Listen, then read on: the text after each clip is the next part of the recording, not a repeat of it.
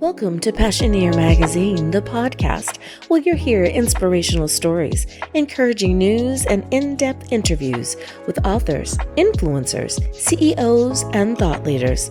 Passioneer Magazine, the podcast. Bold ideas, brave pursuits, boundless inspiration.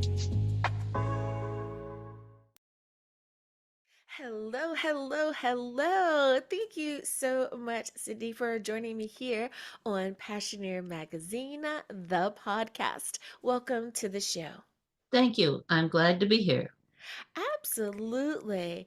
Now, as you know, I love spending time with authors. You guys are amazing people. You help us use our imaginations to go on the journey of where your books take us.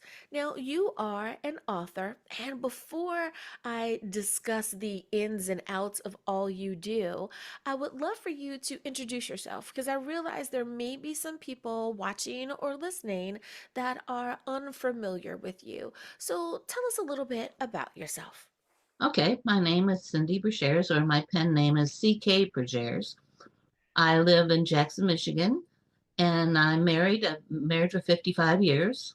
I have 2 children and 5 grandchildren. And I love to sew and do machine embroidery. Oh, I love that. I love that. My mother is crafty like that. I do a different type of craft, but the ability to have an idea, sketch it out, sew Yes. it together, and it's there. It's Yeah. like, oh, Yeah, I what a created blessing. that. I created that. Yeah. That's a I great love feeling. that. Yes, I love that. Now, about your book, hmm before we get into the questions, I want to make sure I give out my lovely disclaimer here. If you want to know the all about the book, you're definitely going to have to pick up a copy of the book. But if you will, please, what is the title? We know it's available on Amazon or wherever books are sold, but tell us the title and a little bit about this book. Okay, my book's name is A Reflective Journey of a Loved One's Passing. It is regarding my journey with my mother who had discovered she had breast cancer and lung cancer. And uh, we thought that she was going to pass in 6 months. And so when I was going through this, it started out as actually a journaling process to record the process of her passing. And just in case there's always something like for medical issues that you'd like to know that information.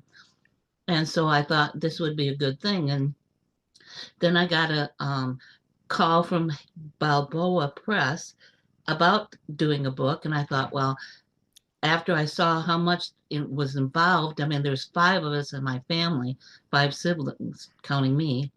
And it was difficult for us. And I thought, how would it be for like 1 or 2 people? This is a really hard process to go through, especially if you don't have any support. So I thought maybe this writing down and journaling and telling about our story that would help others. Hmm. And you are so right.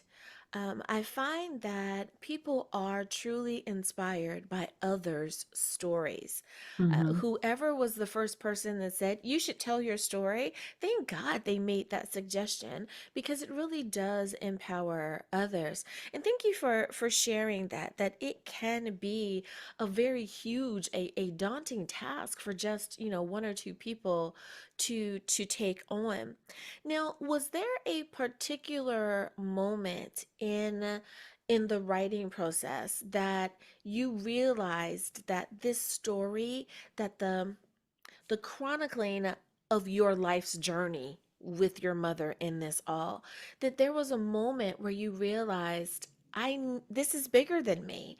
I need to share it. Or was Balboa Press contacting you? Perfect timing. Well, both, I think. I know the main um, idea, thought process that I went through. I came home from a particular bad day from my mom. She was difficult. I mean, she made all her food from scratch, and so she had to go through processed food which didn't taste good, and then the medicine and stuff didn't make her feel like it tasted good either, or she didn't want to eat. And I came home and I sat in my truck and leaned back, and I happened to look up at the sky, and it was so blue and so beautiful, and I thought how small I am. And that made me realize that I had gotten depressed from the process, and that I had contracted myself so much that I could not contract myself anymore. I had to face the issue in front of me that my mom was going to pass. And then it just seemed like it released something too, also, that I was able to go and face that. And I thought, this is something that really needs to be put out there. That made me feel like this book really was needed. Hmm. And you're so right there. And I want to give you some more time to speak to that. So many times when we are going through a something, we don't want for others to know truly how deeply hurt we Yes, are, right? We may say something like, "Oh, I'm fine," or "I'm having a hard day, but I'll be okay." We want to keep it at bay, if you will, and don't right. really want to talk about that. Now that the experience has taken its journey the way in which it has, and now it's hindsight for you. In that moment of having that realization of your place in the world, is there anything that you would have done differently to prepare for that moment? For someone listening who's saying, my mom is going through that too, or my Mm. dad is going through that too, and I'm going to have to prepare for that moment. Is there anything you wish you would have done differently or known about doing that would have made that moment easier? Yeah, that's a hard one.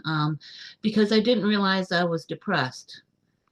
And I think uh, was compounded also. I was the oldest. So I had to feel like I had to have everything in control and put up a brave face. So I think the most thing I can offer in this is to be true to yourself, be true with yourself. If you have issues or even a slightest thing, talk with somebody else that might be helpful to, because it's always better to talk about things than when you're having going through this. I mean, I had my husband to talk to, and that was good, but not totally. I guess you'd have to have somebody to really trust that you could go and just open up.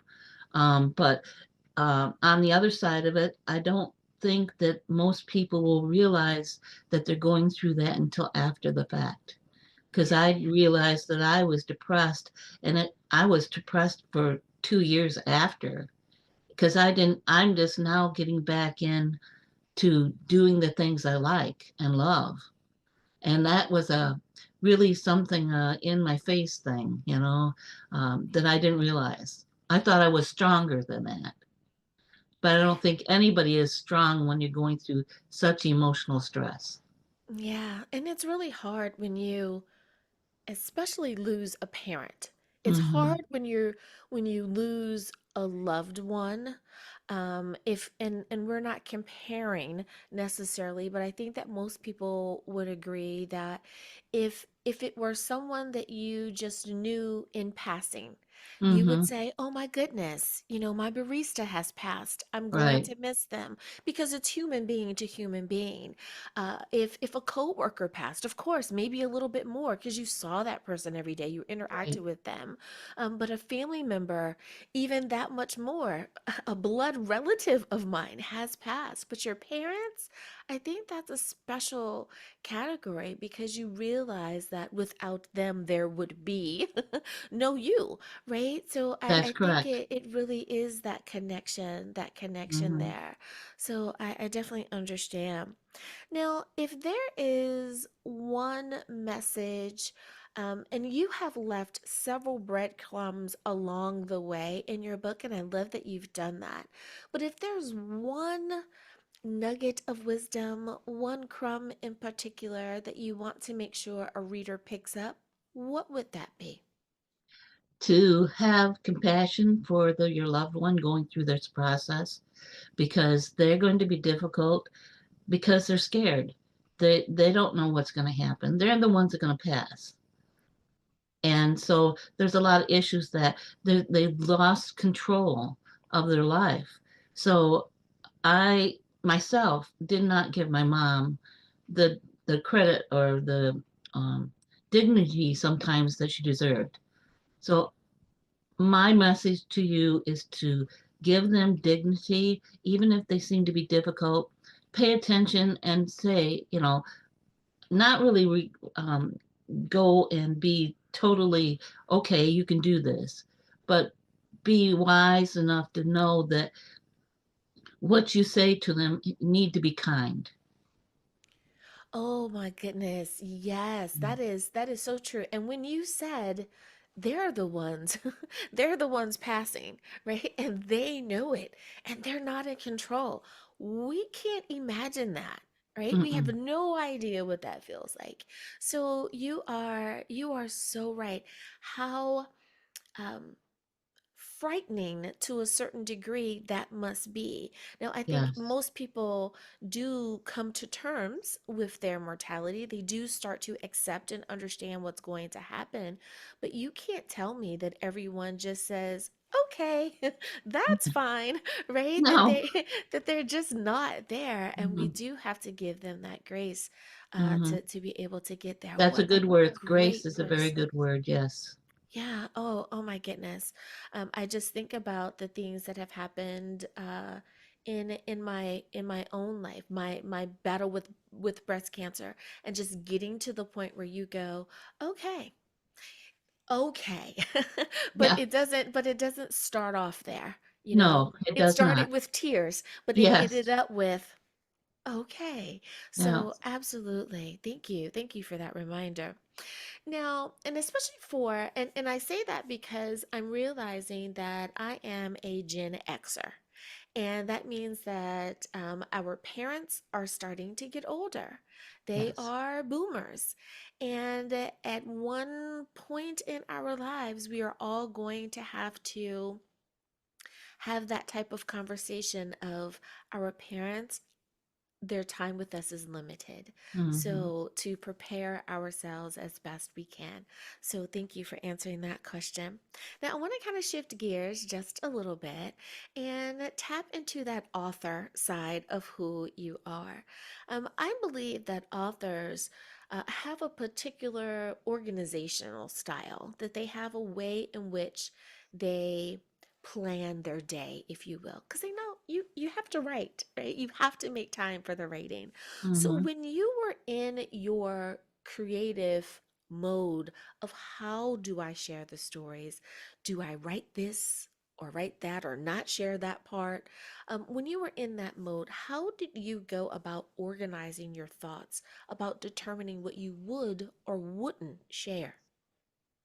Well, one of the best advices that I received during my going to a somebody who taught me how to write was just to start writing, to take and put something down on the paper and keep going, because you your first is a draft.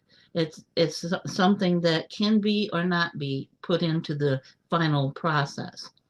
But if you don't put anything down on the paper, you're not going to do anything. So what I did is I would just start writing something, and I didn't take and have like hours of writing. I would do a little bit here, a little bit, a thought would come, or in my case, doing this is during the day, I would sit down and write my thoughts that I processed for the day, what I did for the day. But on other projects that I've done is just start writing about something in that whatever mode or idea that I was thinking about. And then I would have maybe 15, 20 pieces of paper with different thoughts on. And then I would go and put it all on paper and then read it and then weed out what I didn't want. And then other ideas would come in as I read it, which made me expand on different points. So it was Yeah. ongoing creative process, I guess. Mm-hmm, mm-hmm. I like that you I am a very big proponent of freestyle writing. Get it out of Hmm. your head. Don't edit Right, as you go. Just get the right. thought down. And many times you need it, but maybe not in that place. You know, it's like, ooh, it'll be really good. Instead Yeah. of up here, it'll be really good down there. So I like that you're encouraging people to just write. Hmm. I couldn't agree with you more there. Now, one part of the process is publishing. And Hmm. so many people say, Dr. Angela, I had no idea what I was doing when it came to publishing. The writing was what it was. You know, I figured out Hmm. how to get that all down. But publishing, were there any particular obstacles that you can think of that really took your time, that you had to really sit down and think about? Or were there any pieces that were easier to make a decision about than some others? Oh, that's a hard question. Because it was it was all hard but all easy at the same time. Because there were different parts. The picking out the title for the book. Um, I'm going, oh, I don't have any idea what to call it. I mean, I knew that my brain said that I have to have something that people want to know about. So you have to put some like mystery into it a little bit. And then, so a catchy phrase. And so that was hard. And then they wanted me to pick out the book size and different aspects of it. I'm going, I don't know I mean, what is a good thing? It's just one of those things. So the process was very surprising to me of Mm-hmm. all that you had to do because not only did you do the book size and what you could call it, you had to figure out, are you going to do marketing? Do you want online? Do you a website? What do you want in the website? And it was just a lot of process that goes into this. And then they wanted me to not necessarily go and do book signings, but going to different fairs, book fairs, because I went to my book went to the LA fair, the big one, and went down to Miami's fair. It went over to Frankfurt, Germany's fair, and I think there was one other, but I can't remember what it is. Oh, I went to Hay House's I Can Do It seminar, webinar, conference. That's what the word I'm looking for. And that's where I actually went and I did book signings, and that was interesting because you got to meet people, and because you don't know if your book's going to be good, you know, and so you just say, okay, well, this is way a good way to find out if they're really interested. I had 50 books that I took, or they provided for the process, and I signed 33 books. So that Wow. was a Yeah. good thing. But Yeah. I guess I can't think of anything else that in the process. Oh, just the calls from the different people also. Because once your book goes out there, you get a lot of calls from some people, good people, and some bad people. Yeah. You know, Yeah. so um, And that I is a hear a lot nutshell. about that conversation as well Mm-hmm. of you just don't know who to trust sometimes when it comes to those extra phone calls, right? Right, So your publishing company usually by the time you get to this particular part of the process, they're the company that you're going with. Like you like them, which is why right, you're already there. But when yeah, those extra people start calling, that can really be an interesting thing to do. You know, is it good or is it bad? Is it worth this money? Isn't it worth this money? And that can be really hard. And that's another conversation that I've heard yes, is that people are afraid that just because they have to pay for something that might make it a scam, and Right, trying to figure out what are the real tangible things that you have to pay for versus who are the people just trying to take advantage of your being right. a novice at Yeah, this. because it can be expensive Yeah. in producing a book or publishing a book, especially if you self-publish. Because I hear that going with a house, they Hmm. pay for a lot of the stuff that you pay for separately for as a self-published author. And so I guess I would think that would be the biggest obstacle is price. How Right. much are you willing to pay for to get that book out there? Now, I've done like an interview with you and Logan Crawford and Rick Branton, and that cost me, but I figured that this was a cost of doing business. Right. Hmm. So you have to think in that mode for a lot of it, but then you have to remember also some of them want your money and may not go very far or do very much for you. So Right. you have to pick and choose and kind of be um, savvy Yeah. on which one to pick. And find a place, somebody that you can get information of and maybe vet them out. Yeah, absolutely. I could not agree with you more. And even with my providing this service for Hmm. others, I am still approached by people whose intentions are no good. So those Hmm. scammers that reach out to the authors also reach out to the authentic Oh, I didn't. podcasters, Yeah, TV shows, radio shows. Yeah, we get those calls too. And it is just as daunting for us because we have to try our best to weed out too. Because you want to collaborate with others and you right. want to be able to provide a platform, but it can be a task. So, and I say that just so that people understand that it's not them. Like I don't Hmm. want people to think, oh my goodness, I'm so silly, they took advantage of. Absolutely not. There are some people out And there they're that are good at just it. right. That is just what they do. So it is okay to take your time and to vet those people accordingly.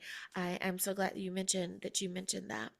Now, looking back at your overall career as an author, for our aspiring authors out there that are thinking about taking the plunge, sticking their toe out there and writing their first book, is there any piece of advice that you want to offer them? Perhaps something you wish you had known before you started the process, or something that really um, you think might be an aha moment to help them get there faster? Hmm. That's a tough question too, because um, I guess the best answer is just to get it down on paper and then go through the process of vetting it and going through and moving it around and making it viable, and then take it to your friends, have them read it. Um, Oh, mhm. and or even if you know somebody that's in like um, a business, um, that they would give you a better, honest opinion of it. And then go forward because and then also be sure that you can afford it because it is going to be expensive. If you self-publish, it can be up to as much as $10,000, Yeah. and it's not all at once. It's piecemeal. You can spend 5,000 here, 4,000 here, 2,000 here. And so it can add up. So you want to be aware if you can afford that. Now, if you're working, it might not be as difficult. But for myself, I was retired. I had money from my mom, and so I decided to do that. Um, but I would think the best thing is to get it down on paper, see if it's viable, have your friends look at it, and they can give you a good idea. Yeah. And then go forward if you want to. Um, another thing I just thought of is I took the Hay House's writers seminar or conference, Mhm. and that's how I they got my name. So if you want to get into something like that, they offer I think once or twice a year to have this writers conference where they talk about what it is to be a writer, what you have to do to get to be um, in the self-publishing things, Right. and give you ideas and instructions. Not a huge instructions, but they give you an idea what it entails. Yeah. And they get your name and they contact you, and then at the point you can go on. You know. Oh, what a great tool! That is really something, a resource that you should have. Thank you for mentioning that, because that might be the difference for someone, Right. who's not sure, or they need that extra piece of confirmation, and attending that conference or workshop, or whatever they're offering at the time, Mm-hmm. that could be the difference between not publishing and publishing. I love that. I love that. You have, I think, really inspired someone out there who's thinking about taking the next step, and you've done it in a way that is, I feel, very authentic. Thank you for doing so. You Oh, you're didn't make it welcome. more than what it needed to be, but you didn't make it any less. And you are so right.